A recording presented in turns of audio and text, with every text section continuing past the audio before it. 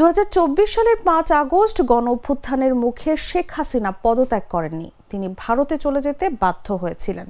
এমনটি দাবি করেছেন শেখ হাসিনা ও সাবেক স্বরাষ্ট্রমন্ত্রী আসাদুজ্জামান খান কামালের পক্ষে রাষ্ট্রনিযুক্ত আইনজীবী মোহাম্মদ আমির হোসেন। রোববার আন্তর্জাতিক অপরাধ ট্রাইব্যুনাল 1-এ জাতীয় নাগরিক পার্টির আহ্বায়ক নাহিদ ইসলামকে জেরার সময় এমন দাবি করেন তিনি।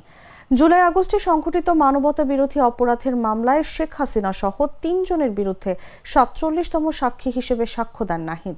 এদিন ট্রাইব্যুনাল 1-এর চেয়ারম্যান বিচারপতি মোহাম্মদ গোলাম মর্তুজা মজুমদারের নেতৃত্বাধীন 3 সদস্যের আন্তর্জাতিক অপরাধ ট্রাইব্যুনালের বিচারিক প্যানেলে তিনি এমন কথা বলেন।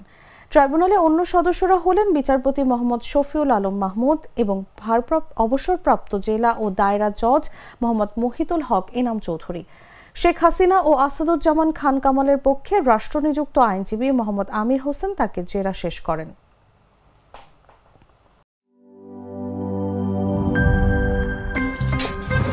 আমার একটা স্মার্ট সিদ্ধান্তে 25% গ্যাসের খরচ কমেছে। ভাবছেন কিভাবে?